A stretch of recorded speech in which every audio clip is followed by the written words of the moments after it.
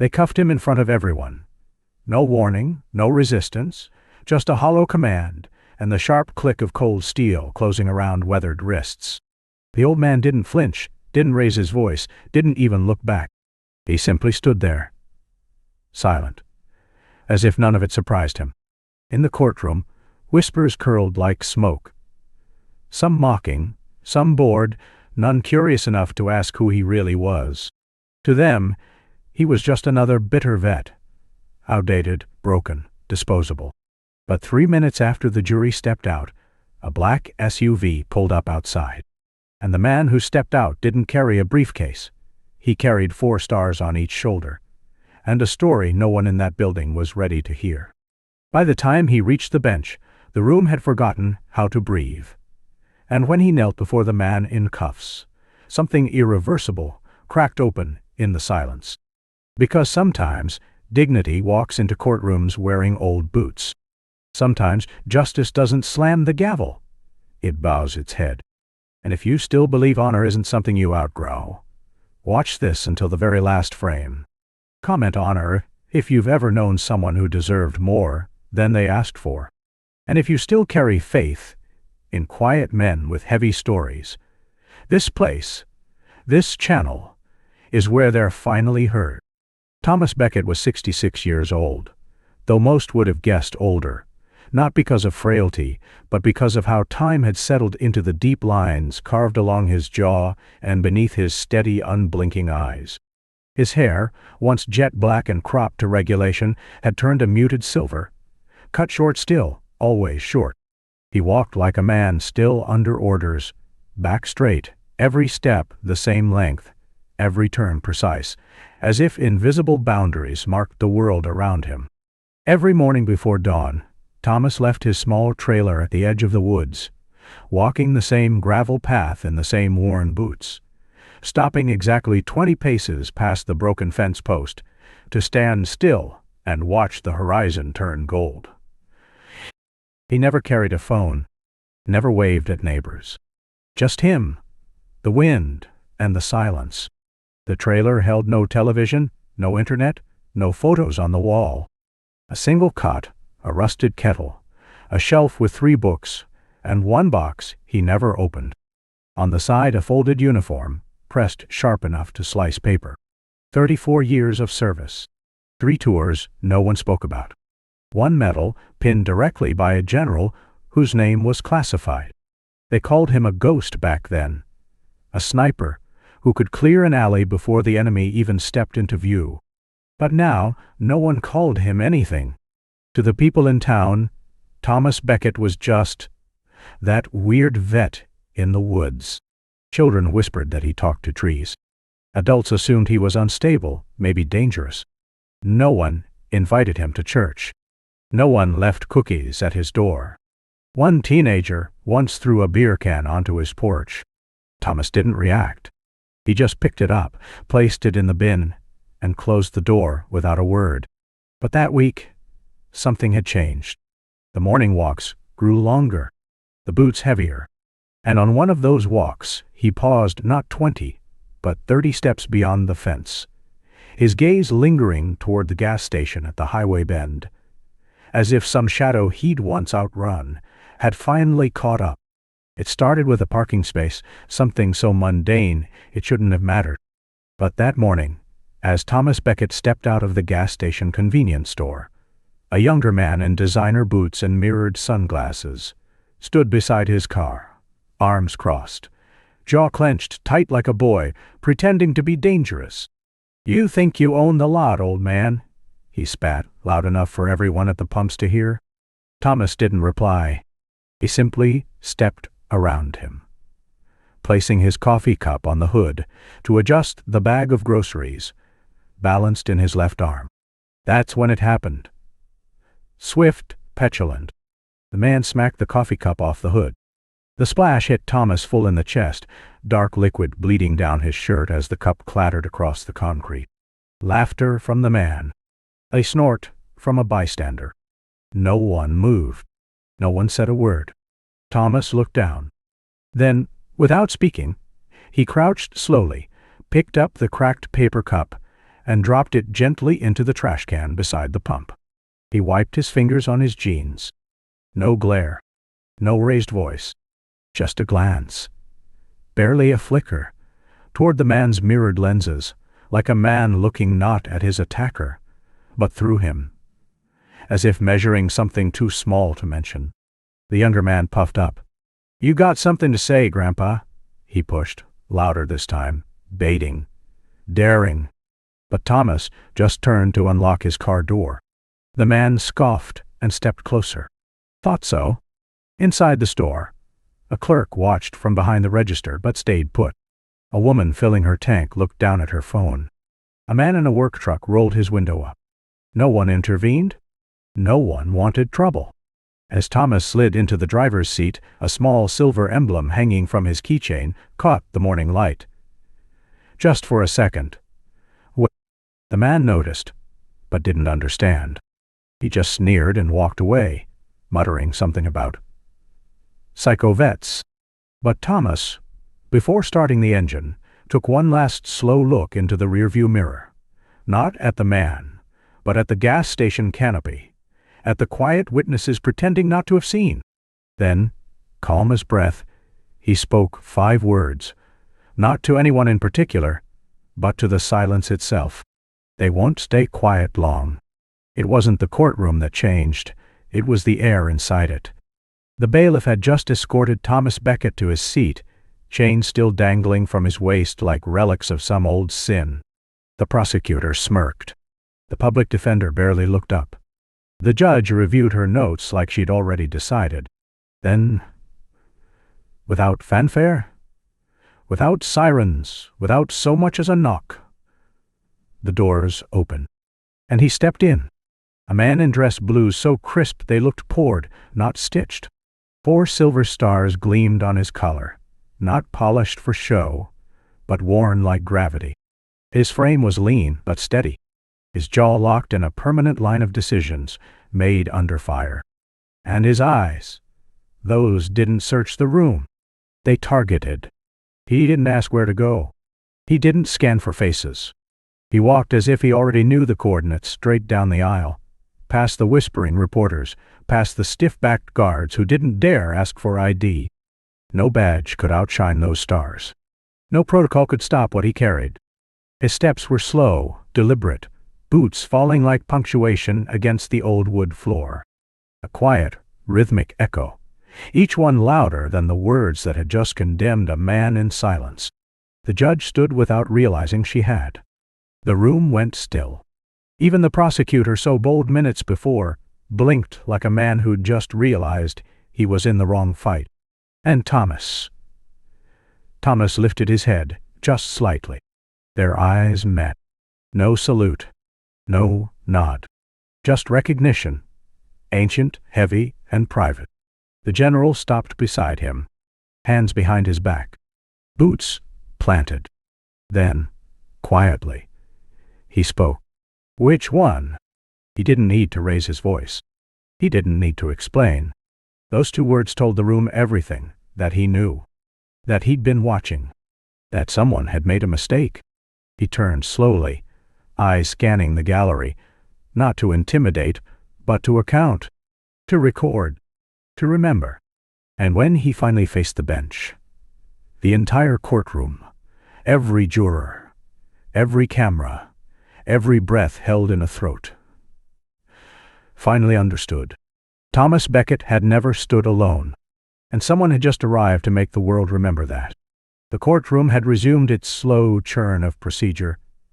Witnesses called, statements read, objections skipped like formalities. The man who'd started it all sat in the front row, neck braced tight, arms crossed, lips curled in a smirk that hadn't left since morning. He whispered to the woman beside him, chuckled low, then glanced toward the defense table like he was watching a rerun of a show he'd already won. And that was when the general turned. He didn't announce himself. He didn't raise his voice. He just stepped forward, measured, calm, until he stood directly in front of the man in the neck brace. The distance between them could have been crossed in half a breath, but the weight in the air made it feel like miles. For a moment, no one breathed. The judge froze mid-note. The reporters stopped typing. Even the bailiff, halfway through adjusting a chain, forgot what he was doing. It was as if the oxygen had been sucked from the room, replaced by something colder, heavier. The man shifted in his seat, mask of arrogance still plastered across his face. "You got a problem, old man," he sneered, eyes darting to the stars on Monroe's chest like he was trying to figure out if they were real.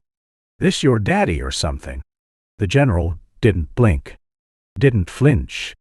He reached into his coat, pulled out a folded page, an official document, marked and signed. No fanfare, no drama. Just one clean motion as he handed it to the prosecutor, who read the first line and immediately lost all color in his face. Then, turning back to the accuser, the general said 4 words. Quiet. Dot. Precise. Final. Dot. Do you know who? The man blinked. Who what? He stammered. But his voice had cracked, just a little. Enough for the silence to ripple. And that's when Thomas finally looked up from his seat. Not angry, not vengeful, just steady. The room held still, as if waiting. The general didn't say anything else. He didn't have to. The page was still in the prosecutor's hand, trembling slightly. The gallery remained silent. Even the court clerk stopped breathing. And for the first time, the man in the neck brace looked away. His jaw twitched. His smirk faltered. His fingers tapped once, then stopped. Something behind his eyes shifted. Fear, confusion, or maybe just the first sting of knowing he'd already lost. The general stepped forward, not with volume, but with purpose. He turned to face the bench, his voice steady, no bitterness, no performance. Just wait. 31 years ago, I was pinned behind a crumbling wall outside Fallujah. Communications were down. My men were wounded. We were surrounded. There was no way out. His eyes didn't waver. Until a single sniper opened a corridor. 12 confirmed kills in under 5 minutes. The final shot, 936 yards. Rooftop hatch, moving target, crosswind. He paused. That shot saved my life. The courtroom didn't blink. A reporter's pen slid from their hand and clattered on the tile. He pointed, slowly, to Thomas Beckett. That man made that shot. Gunnery Sergeant Thomas Beckett, U.S. Marine. And I don't care what anyone says, he muttered in a gas station parking lot, because I know what real violence looks like. And I've never seen more restraint than I do right now. The prosecutor opened his mouth, then closed it. The man in the neck brace leaned back in his seat, eyes darting, smirk completely gone. Sweat beaded along his hairline. That's not what he said. But no one was listening. The general turned to the jury. He doesn't talk much. Never did. Doesn't chase applause. Doesn't explain himself. He raised the signed affidavit from the Department of Defense and held it up for the court to see. But this document confirms every word I've said.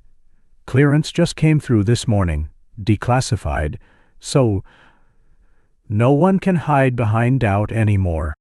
A collective breath pulled through the gallery. Someone whispered, I didn't know. Another added, I thought he was just... But the sentence never finished. A woman in the back wiped a tear. The judge placed her pen down, hands folded. The bailiff, for the first time that morning, stood a little straighter. The man in the neck brace dropped his gaze. Shoulders hunched. He mumbled something no one could hear. Then, finally, the clerk stood and addressed the judge. Ma'am, we have enough. The judge nodded. Charges dismissed.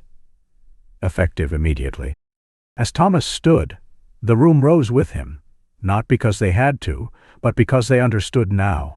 And as the man who had lied sat alone, hunched under the weight of his own cowardice, no one looked at him. Not even Thomas. When the gavel came down, it didn't crack like a warning.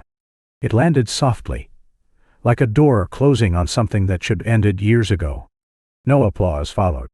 No one cheered. The silence wasn't empty. It was full. Like a breath the whole courtroom had been holding finally let go. Thomas stood, the chains removed, but he didn't move right away. He looked ahead, not at anyone in particular, just past them. And slowly, the room rose. Not by instruction, not by tradition, but because standing was the only thing left to do in the presence of something honorable. The man who once smirked now sat slouched, invisible. Even the bailiff didn't look his way. A woman near the back stepped into the aisle, hesitant, as if unsure she was allowed to move. Then she reached into her purse and took out a folded handkerchief. Not white, not pristine, but worn at the corners. She walked to Thomas and offered it, both hands shaking. "I didn't know," she whispered, eyes rimmed red. "I'm sorry."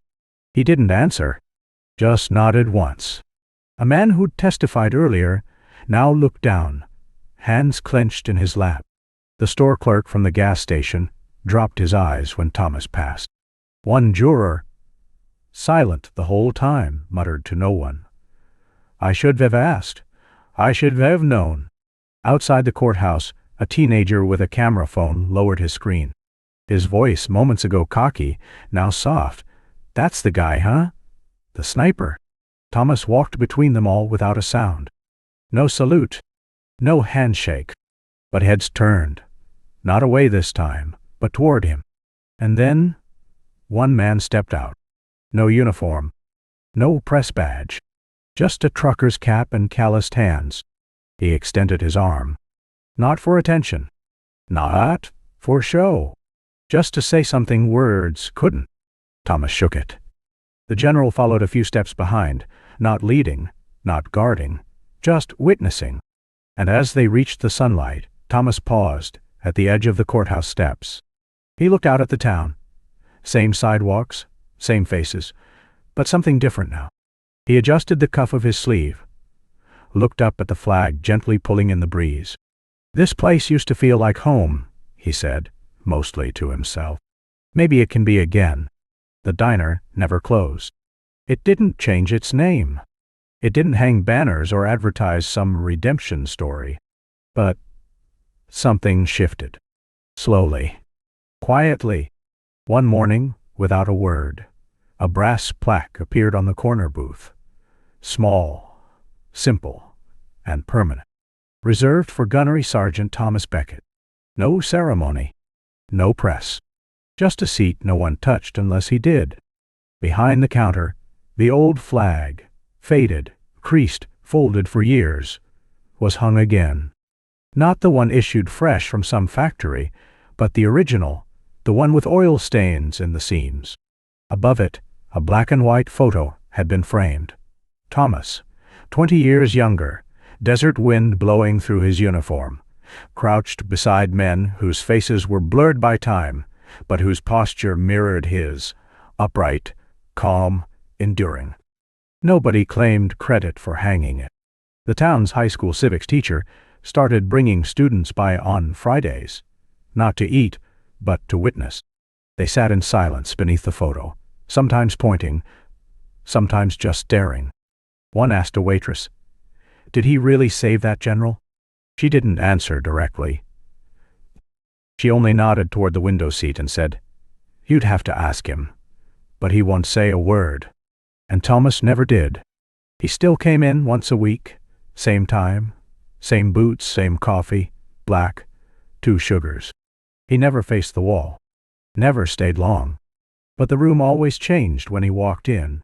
Conversation softened, posture straightened. Not from fear, from something older.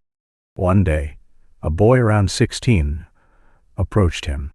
No phone in hand, no bold questions, just trembling fingers around a cap and a voice that cracked when he spoke.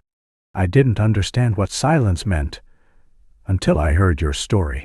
Thomas didn't speak, just looked into the boy's eyes for a long time, then gave a nod.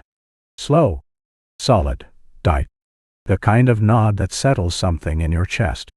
Outside, near the sidewalk, someone had staked a waist-high post, simple wood, glass front. Behind it, a laminated letter, written in tight cursive. At the bottom, one sentence. Sometimes silence is the loudest service. Nobody removed it. Nobody dared. It stayed. Through wind, through rain, through the quiet return of respect that had taken a lifetime to earn, and only minutes to remember. The diner was quieter that evening, not empty, just slower, like even the air had learned to breathe differently since the trial. Outside, dusk painted soft amber across the windows, filtering through old blinds, catching dust that hung like memory. In the corner booth, beneath the small brass plaque that now bore his name, Thomas Becket sat opposite the man he once answered to in battle, and who had now answered for him in court. General Monroe didn't wear his stars today. No medals. No command. Just a dark wool coat, a weary gaze, and hands that looked like they still remembered every order ever given. Between them sat 2 cups of coffee, still steaming, untouched. They hadn't spoken, not like this, not since the gavel dropped. Monroe broke the silence, voice barely above the hum of the jukebox behind them. "Didn't think I'd need you again," he said. Thomas didn't answer, just looked up, one brow raised, and after a moment gave the slightest nod, as if to say, "You always did. You just forgot how much." Monroe reached into his coat, pulled out something folded, creased. A photograph. He placed it gently on the table. The edges were frayed, corners rounded with time. It showed 5 men in sand-dusted uniforms, crouched low in front of a crumbling wall. One of them, Thomas, rifle slung across his back, gaze sharp and unreadable. "I carry it," Monroe said quietly. "Always have." Thomas's eyes lingered on the photo. His fingers didn't move, but his breath did. A long, slow exhale, like something inside him had just released. "Still don't take sugar?" he asked finally. Monroe smirked. "Still don't trust sweet things." The quiet chuckle between them wasn't loud, but it landed deeper than most speeches ever could. They didn't speak of the trial, of chains, of kneeling generals. There was no need. Every silence said more than memory allowed.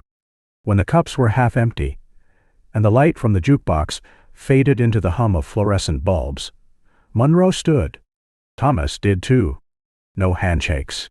No salutes. Just one hand, placed firm on a shoulder, steady, familiar, forgiving. They walked outside together. The night was cool, still. A soft breeze tugged at the flag above the courthouse. Neither man looked back. And when they reached the steps, neither led, neither followed. They walked forward, side by side, into whatever came next. The story didn't stay inside courtroom walls. It moved softly, like wind through long grass, reaching places untouched by headlines or noise. It passed through the aisles of the town's hardware store, into the quiet corners of Sunday sermons, and between the shelves of the local library, where a folded copy of the court transcript rested beside a worn-out flag pin. No announcements were made. No interviews broadcast. Only whispers, carried gently from one person to the next. At the high school, a history teacher read a line from General Monroe's testimony without explanation. A boy in the back, once quick to laugh at veterans hobbling down the street, now stood when Mr. Hall, a Korean War survivor, walked in to speak. No one told him to. He just did. And others followed. In the park, a young girl found an old flag caught on a chain-link fence. She folded it carefully, hands trembling slightly, and laid it across a bench like it belonged there. When a jogger paused and asked why, she only replied, "Because it mattered to someone." In the diner, Thomas Becket still came in Tuesdays at 7. Same seat, same coffee. He said little, asked for nothing. But the waitress who used to pass him without a glance now slowed, placed his mug down with both hands, and always called him Mr. Becket. It wasn't fame. It was something quieter. Recognition. Monroe didn't return. He didn't need to. The town no longer overlooked the man in the worn boots. Now they saw him, in the mural added to the VFW wall, in the firm handshake of a young mechanic, in the respectful silence that settled whenever he passed. Teachers spoke his name in classrooms. Parents mentioned him in bedtime stories, not with flair, but with reverence. Veterans brought their children to sit near him. They didn't interrupt. Just sat. Just learned. And one Thursday afternoon, long after the courtroom had emptied and the headlines faded, a girl taped something to the inside of her locker. A grainy printout, just one frame, of a general on one knee, head bowed. Below it, in careful ink, "Real heroes don't raise their voice, they lower ours." Outside, the courthouse flag lifted slightly, as if saluting back. And in a dozen small places people paused, finally, to listen. He didn't look back when he left the diner. He didn't have to. Behind him, no one spoke. No forks clinked. No plates moved. Just the quiet scrape of a chair as one man stood, then another. Until the whole room was on its feet, not out of duty, not because of uniform, but because dignity had passed by. Outside, the breeze shifted. The flag above the courthouse unfurled fully, catching light like it remembered how. The wind didn't howl. It whispered. Thomas paused at the steps, sunlight soft on his shoulders. His boots didn't echo like before. They carried no weight anymore. Just truth. A child on the sidewalk raised a small hand in salute. Thomas didn't return it, just nodded, slow and full, as if to say, "You don't owe me anything. Just remember what matters." The door closed behind him. The silence didn't fade. It stayed. And sometimes, the loudest moments are the ones when no one dares to speak. If this story moved something in you, if it reminded you of the quiet kind of strength this world too often forgets, then stay. Comment one word, honor, and let that word stand for those who never asked to be seen, but deserved to be remembered. And if you believe stories like this must keep living, hit follow, because some names deserve more than silence.